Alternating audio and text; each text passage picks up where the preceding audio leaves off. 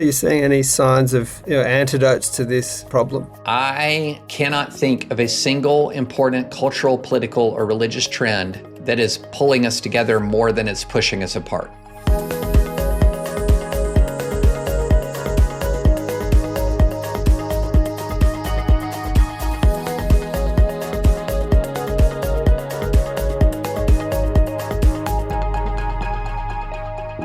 This is Life and Faith, the podcast where we seek to be good company, inviting you to a table of gathered friends, experiences and ideas, and where what's served up might not always agree with you, where you might hear an opinion you wouldn't normally embrace for yourself, but we think it's good to share a table with those with whom we mightn't always agree, because, well, we're all human after all, trying to make sense of our lives, the world, and all things life and faith.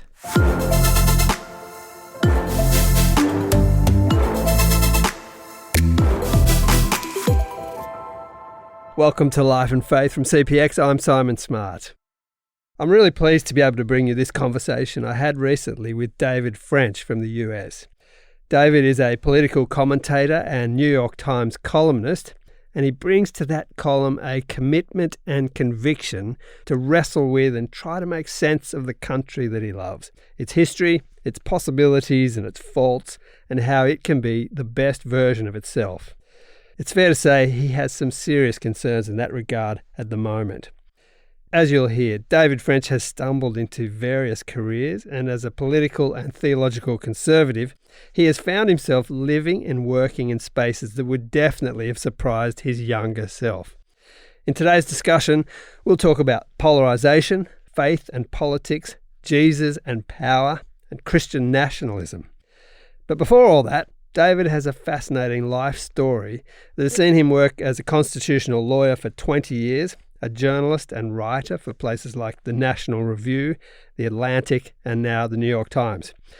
Also, at the age of 37, he became a reservist in the US Army and was deployed to Iraq.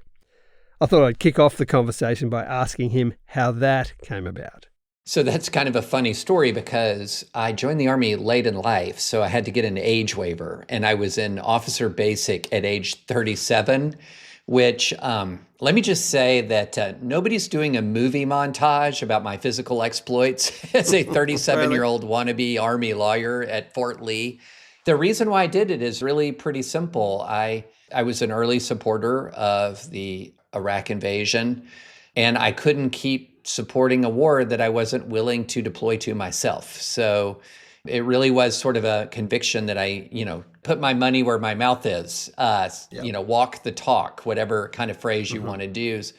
And my wife was initially in the first few hours after I floated it, because I had two small children at the time, not favorable, not favorable. I can imagine. But there was this really interesting moment because we were living in Philadelphia, really only about a block or two from Independence Hall, where the Declaration of Independence was signed, where the Constitutional Convention was. This is the kind of the heartbeat of the Revolution and the early American Republic. And she was walking with my very young son. And if you ever visit Philadelphia, you will see on the paved stones right around Independence Hall are the names and the signatures of the signers of the American Declaration of Independence. And my son asked my wife, who are these people?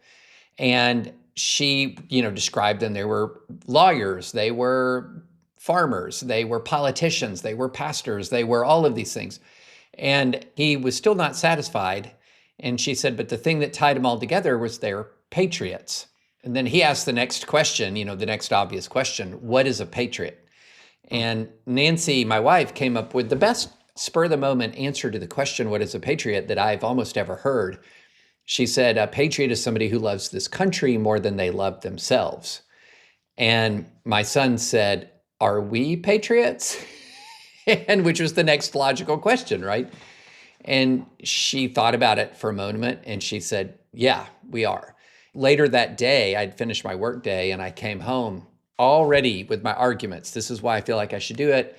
And she's sitting there waiting for me. And she says, you need to do this. And I said, well, if I do it, I'm going to Iraq. And she was like, well, you need to go to Iraq.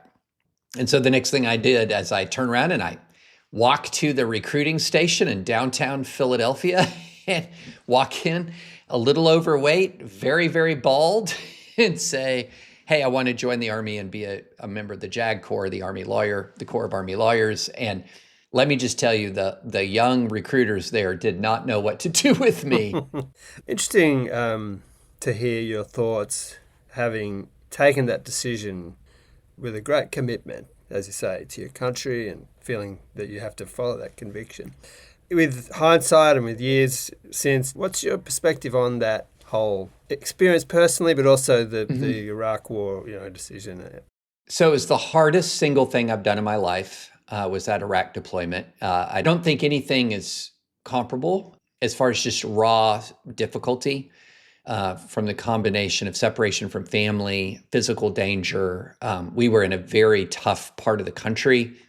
I might add that on our base, we had a grand total of 3 Australian soldiers who were the most popular people on the base, by the way. Well, that's good to know. So it was very hard. It was also, my main regret is I did not join sooner, that I joined later in life. I wish I had joined sooner. I have 0 regrets about the decision to join. I think it was the right decision. And I will never forget landing in the base in the very wee early morning hours of November 22nd, 2007. And one of the troop commanders, I was brand new. I was a reservist joining an active duty unit, which I don't know how the dynamics are in Australia, but in the United States, you're not welcomed with open arms. The active duty really looks at the reservists as, weekend warriors. Yeah. And so it took some time for me to earn trust, but I'll never forget landing there, and one of the troop commanders puts his arm around me, and I don't have much of a poker face. I think my eyes were really wide. It was on the helicopter ride in, I could see, I was looking over the door gunner's shoulder, and I could see the tracer fire off in the distance. And here I am at this point, 38 years old, and much older than all my fellow officers, and just feeling like a fish out of water. And he said to me, lawyer, that's what they called me before they liked me. He was just lawyer.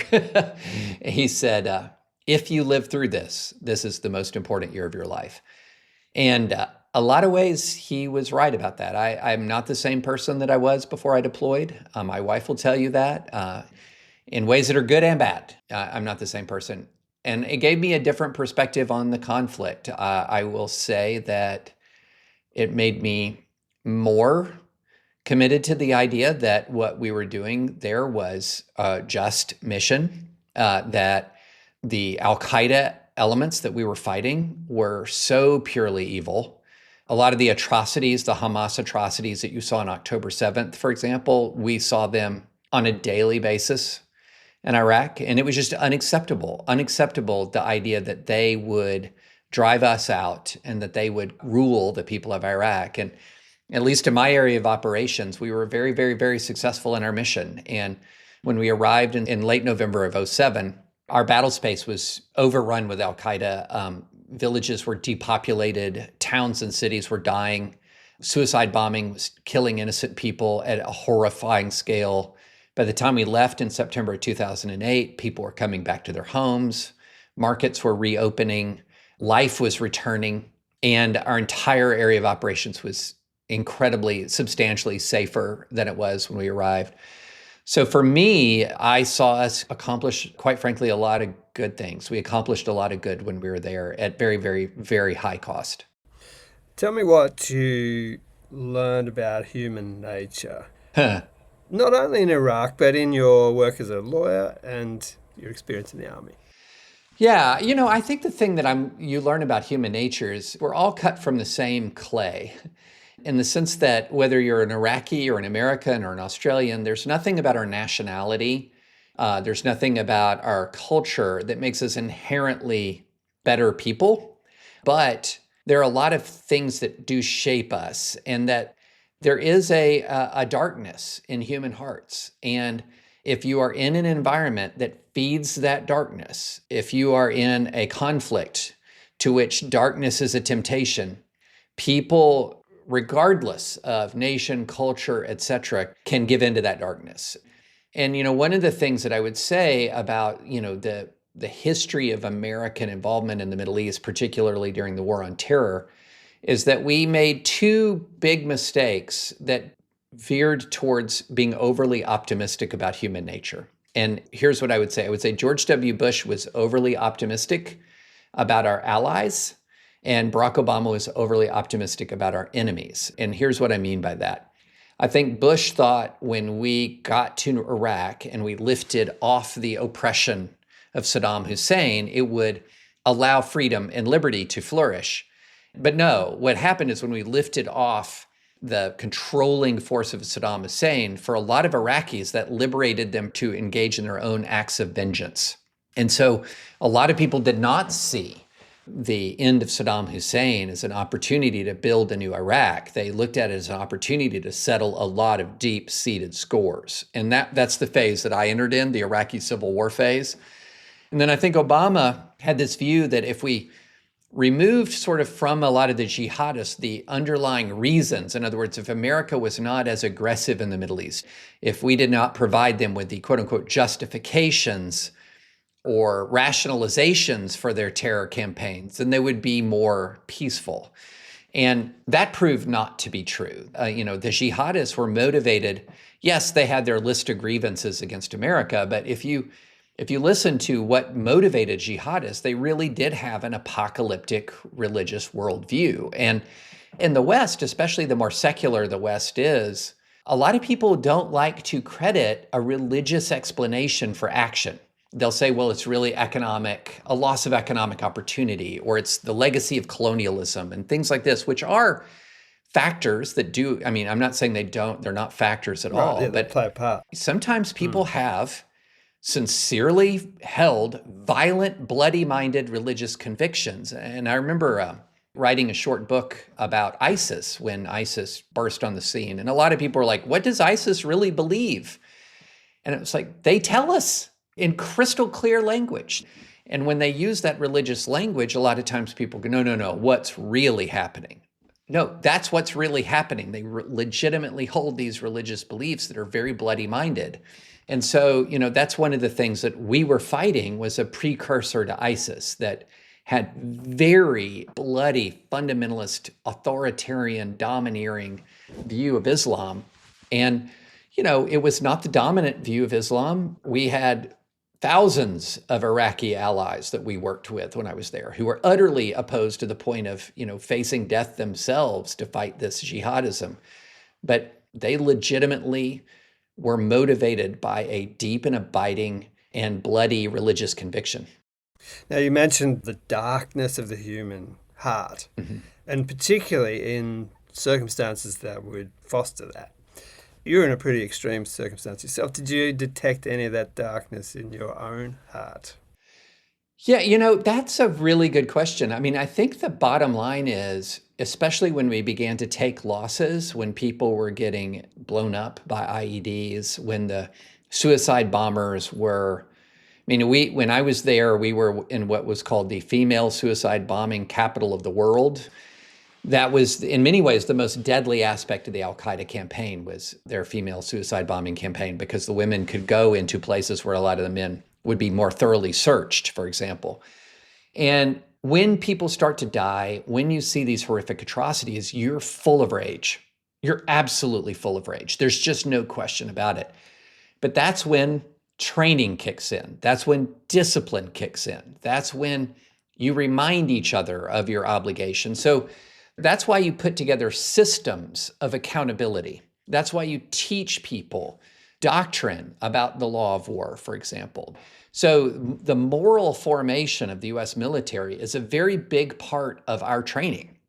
A lot of people would be surprised by that even, if you go and you try to join the U.S. military, one of the first things you're going to be confronted with is a lot of moral formation. This is what the soldier's creed is. This is what the warrior ethos is. You're going to get briefing after briefing about honor and integrity. And why is that? Because you're about to be put, if you're deployed to a place like Iraq, in some of the most stressful, some of the most dangerous, some of the most difficult, and some of the most enraging circumstances that a human being can be put into. And so what a lot of military training is building wall after wall after wall after wall against the kind of vengeance and bloody mindedness that can take all of us.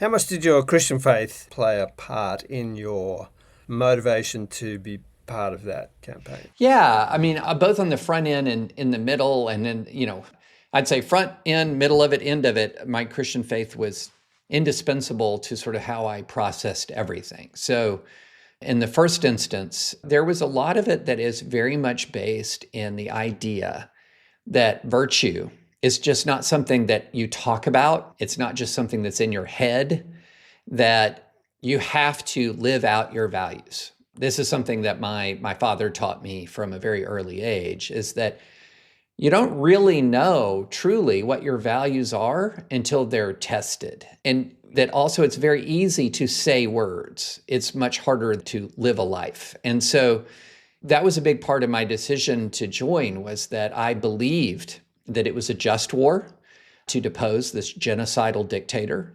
I believed we were fighting the just war and needed to fight it justly. So there's two sort of forms of moral analysis that go into when you're thinking about war. One is called jus in bellum and jus ad bellum. That's sort of the Latin phrases. And so jus ad bellum means, do you have a right cause? Is there a moral basis for war? And then jus in bellum means, even if you're fighting that war for which there's a right cause, are you fighting it in the right way, according to the laws of war, with due regard for the humanity of your opponents? And so for me, as the JAG officer, as the Army lawyer, I was the guy in charge of the jus in bellum. I was the guy in charge of helping guide our unit to make sure that we fought the war according to the laws of war, and that we treated detainees in accordance with all of the proper American and international laws. And so I felt like my Christian faith there was indispensable in guiding, because the fact of the matter is that a lot of the laws of war and the rules of war are based around and have much of their inspiration in Christian just war principles. And so, the conviction that there has to be right cause for war and right conduct in war was absolutely critical. And then the last bit, on the way home and being finished with my deployment, and I didn't know when I came home that I would not deploy again, but I did not deploy again to Iraq or Afghanistan. I did go to Korea, but when I got back and dealing with the grief of loss, because I lost good friends and brothers over there, dealing with the reintegration process back into the civilian life, because you really do change when you spend a year in a combat zone. And I'm not going to say I was outside the wire every day, but I was outside enough and exposed to enough danger that it kind of rewires your brain a little bit. It really does. And so, I really had to lean on prayer and to lean on my faith to, I took a lot of comfort in the Beatitudes. Blessed are those who mourn, for they will be comforted. Because when you're in Iraq and you lose people, you don't have a chance to mourn, because lives are on the line all day, every day. So you just have to charge ahead and do your job, and you pocket that grief and you stuff it back there. And then when the mourning comes later. Yeah. It comes later, and it comes hard. Yeah.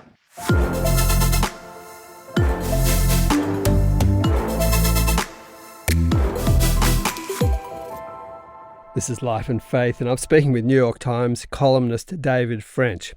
Now, we are all very conscious of the growing and disturbing polarisation around the world, and David has written a lot about polarisation in the American context in columns, but also in his book, Divided We Fall.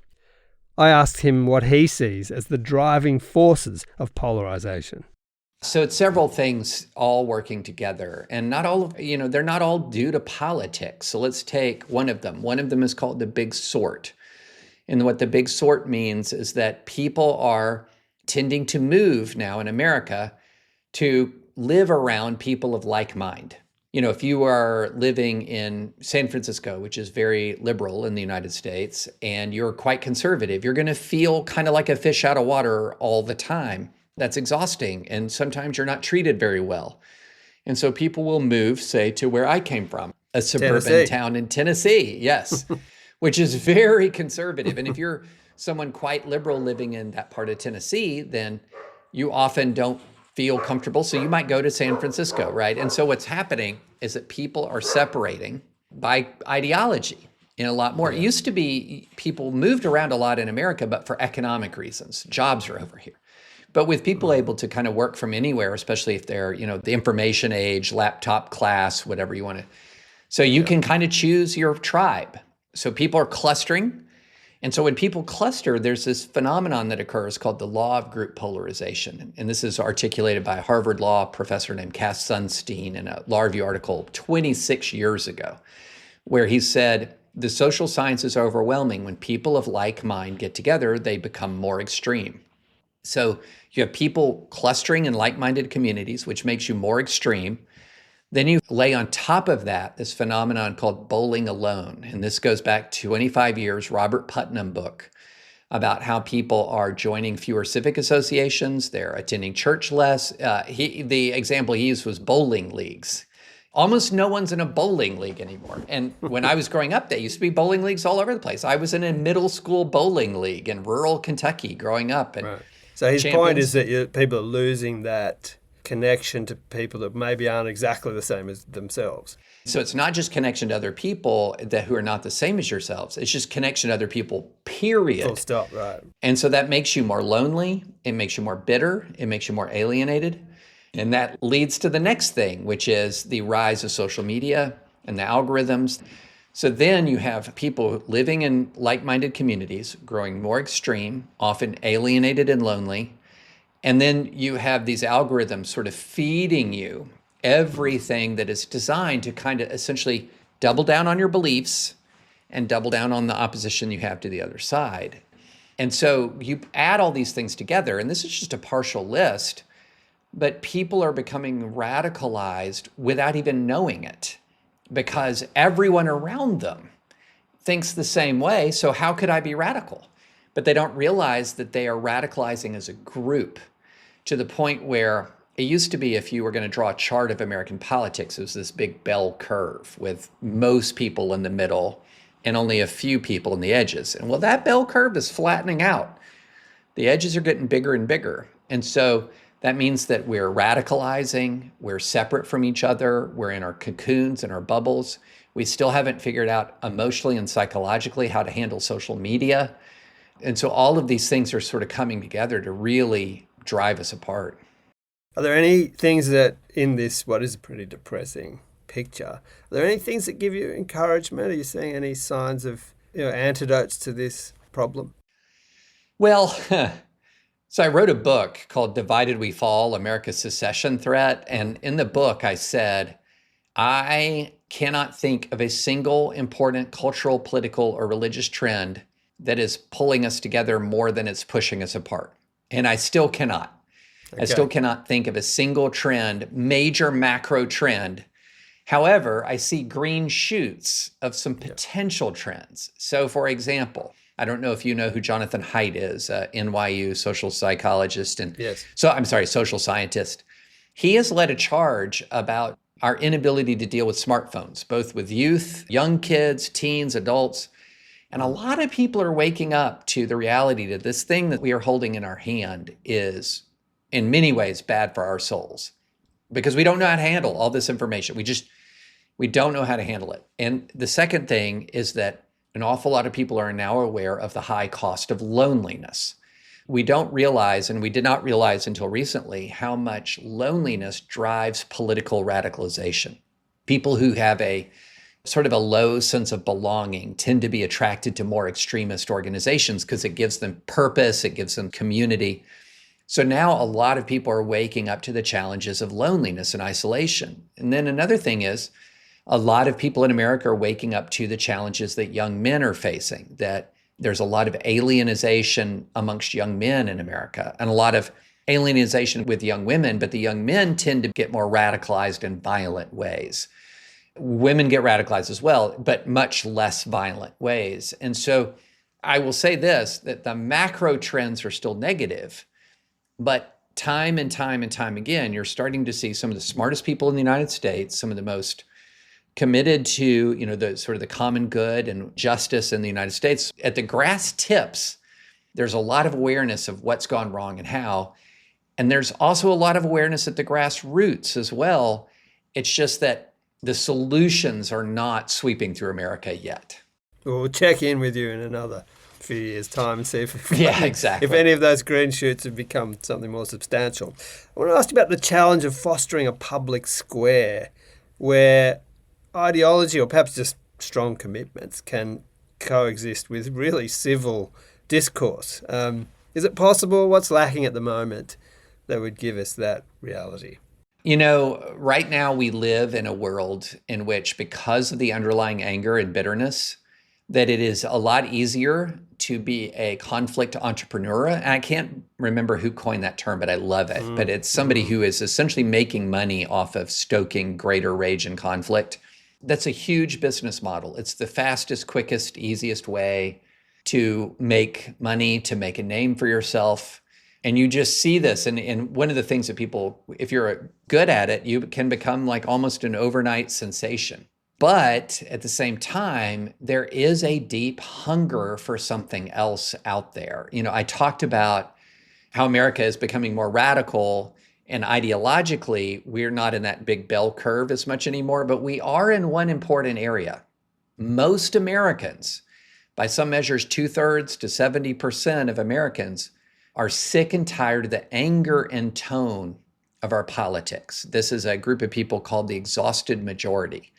And one of the problems we have is that the truly operative word that they're dealing with is exhausted and not majority. So they kind of tend to retreat, right? It's like touching a hot stove when they engage in political conversation and they back away.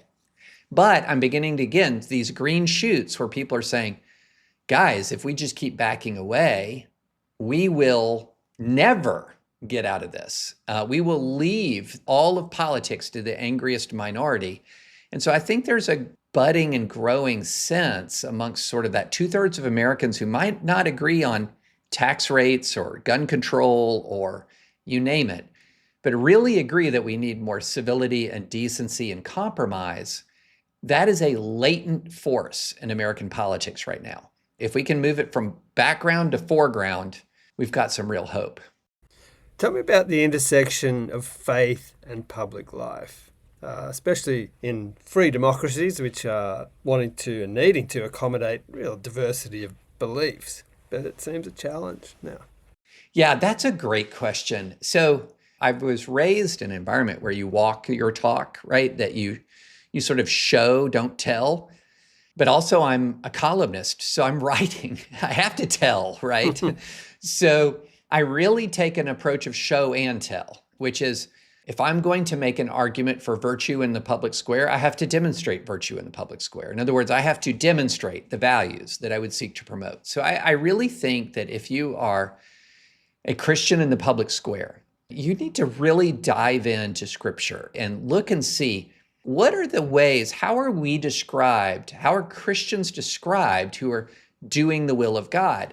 And what's really interesting about that is while Scripture is full of theological propositions, when it comes down to brass tacks, like, how do you know who a Christian is? Like, in Galatians 5, what is the fruit of the Spirit? It isn't a series of theological or ideological propositions at all. It's a series of virtues: kindness, peace, patience, gentleness, self-control. And so my internal check has been that if I am engaging in the public square and you cannot discern kindness, peace, patience, gentleness, self-control, I'm wrong, right? I'm wrong. I'm doing it wrong. Whatever's coming out of me at that moment isn't all that Christian if I'm not exhibiting the fruit of the Spirit. And yet somehow in politics, it's as if much of the American church has decided, if we show the fruit of the Spirit in politics, well, then we'll be doormats, we'll be run over. And so again and again and again, you will see Christians in politics making compromises and accommodations for cruelty, corruption, etc., that they don't make in other areas of their life as much, as if, well, all of that virtue is nice so long as it works. But when it doesn't work, we can't use it, right? But that's not the biblical standard. You demonstrate these virtues no matter what, right? And I also think often about Micah 6:8. What does the Lord require of you, O man? What is good? It is to act justly. So we absolutely cannot neglect the interests of justice. but it's also to love kindness and to walk humbly before the Lord your God. And so if I'm pursuing justice with extreme vigor, but I'm not kind and I'm not humble, I'm getting it wrong. Or if I'm the nicest person in the room, but I allow gross injustice to slide because I don't want to rock the boat, well, then I'm like a lot of Southerners during Jim Crow who were very friendly, who were very sweet in person, but they sat by and allowed their Black brothers and sisters to just be brutalized because, well, they didn't want to rock the boat. So we have to pursue justice, and we have to pursue kindness, and we have to do it all with humility. And whether it works or not, right? That's whether the key. It works or not. Yeah. Right, exactly. Because Jesus came to, first century Israel, Palestine, with an oppressive Roman government, far more oppressive than any political party in the United States. And he did not overthrow it. And a lot of people were very angry with him about that. And it's one of the reasons why he was handed over for crucifixion by a lot of the very angry people of Israel who wanted a heroic warrior Messiah. And so the position is that Jesus didn't take up his cross so that we could rule.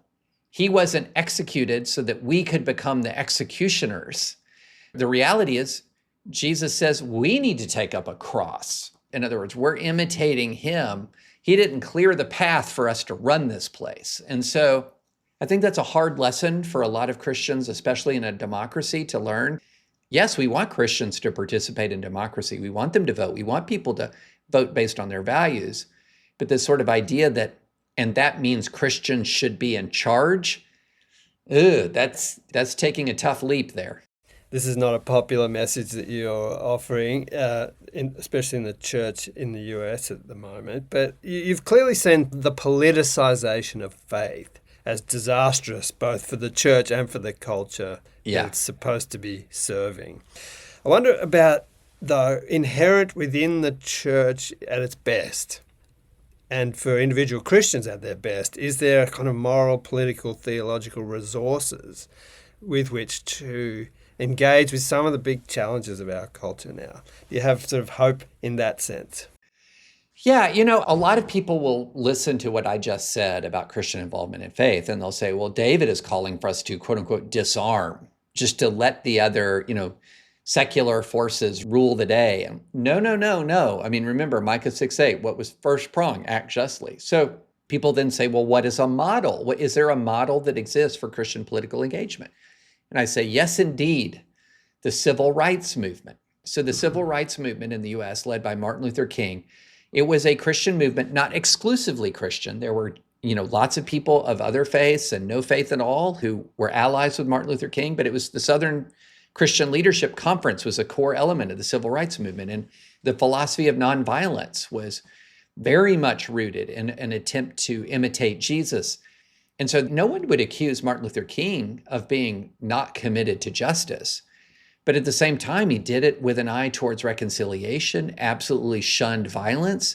In one of his pledge cards that he distributed to people who were going to march with him in Alabama, he said, our goal is justice and reconciliation, not victory. That's a weird formulation until you realize that what he's talking about is we have a goal towards creating a more just society in which man is reconciled to man, which oppressor is reconciled to oppressed, where there is forgiveness, where there is love. This is not about a campaign to put one set of people in charge over another set of people. It's about achieving justice. And there's a very good reason, for example, why like Micah 6:8 doesn't say seek power. It says seek justice, because you do not have to have power to seek justice. Yeah. For example, I thinking about Rosa Parks, when she made a stand in Alabama and would not move to the back of the bus, that's not seeking power, it's seeking justice. And so, a person can seek justice regardless of their position. And so that's the call across time. And I think a lot of Christians in America, America is a country that has a large number of evangelical Christians, just a very large voting bloc, arguably maybe the most powerful single voting bloc in the US. In that circumstance, there's an awful lot of people who say, well, we got to use that power to take control. as if the very notion is, if I'm a Christian, the mere fact that I'm a Christian means our country is going to be more just. And sadly, history does not teach that lesson. The term Christian nationalism is being mentioned frequently these days, and especially as it relates to the church in the US and the politicization of faith. David French is a vocal critic of this phenomenon. I thought it would be important to raise it and ask him, what is Christian nationalism and why is it problematic? Great question, because you have to be definitional about this. So let me tell you what it's not before I say what it is. Christian nationalism is not me bringing my Christian values into the public square. So, for example, Martin Luther King is not a Christian nationalist for bringing his biblical values about justice and reconciliation and racial equality into the public square. We all have values. All of us have values. They come from, it can be from philosophy, it can come from Islam, from Judaism, from Christianity, from Hinduism, from Buddhism, you name it. We all have a source of values.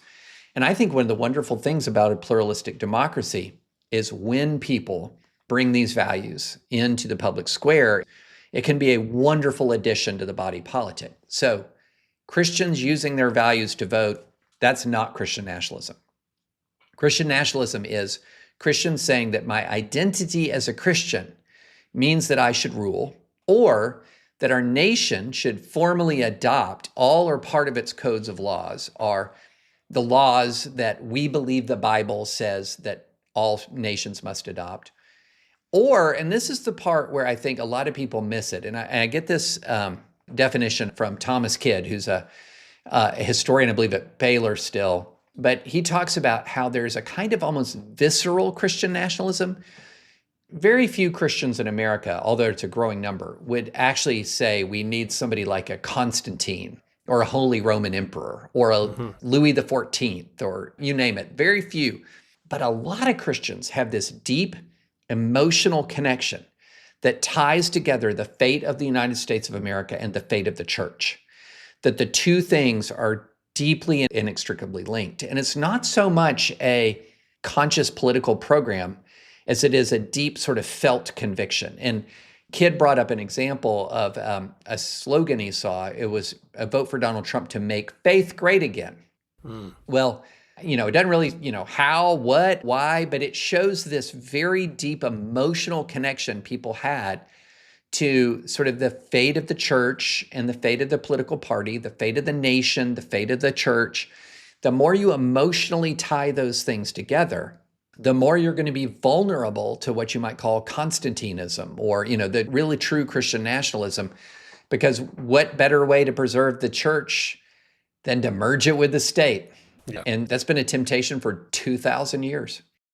There's a lot of fear and anxiety attached to a lot of this, isn't there? And something that would be an antidote to that, you'd hope, would be the faith itself. And yet, and there's this thing that happens in American Christianity. I'd be curious if this happens in Australia too, although I know there's the Christian community in Australia is not exactly the same kind of potent political force. No, it's not. That's for sure.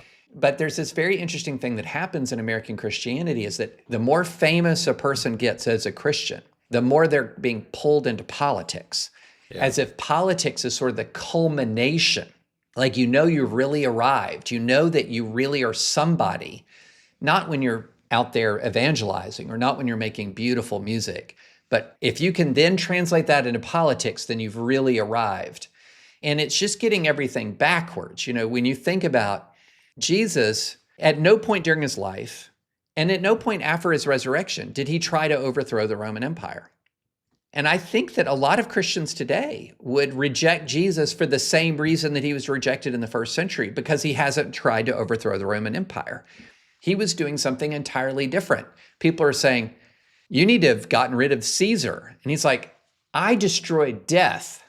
And they're like, oh, that's all nice and all, but what about this Caesar fellow? But you see them different magnitude. Destroying death versus deposing Caesar. The Praetorian Guard did that like it was changing shirts, like anybody could get rid of an earthly ruler. It takes a savior to get rid of death.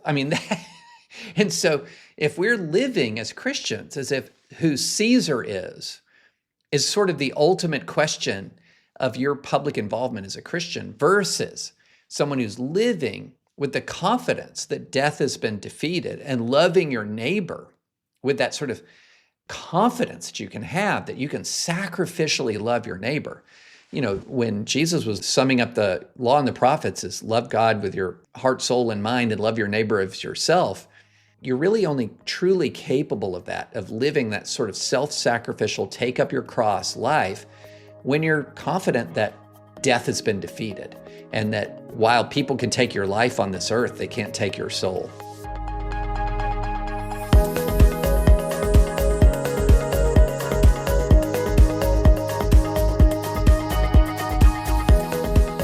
This has been Life and Faith with me, Simon Smart.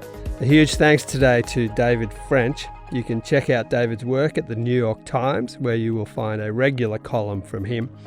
Also, his latest book is Divided We Fall, America's Secession Threat and How to Restore Our Nation. Hope you enjoyed today's episode, and if you have, please send the link on to someone you know and invite them into the Life and Faith orbit. We're always glad to welcome more people in. Thanks to our producer, Alan Douthwaite, who I frequently tell, if you live through this, this is the most important year of your life. Thanks for listening. Next time. We all have things that we worry about. I don't think I'm an excessive worrier, but I come from a family where there's been a worrying parent or things like that. So in some respects, I rebelled against worrying and became very easygoing, maybe to my peril.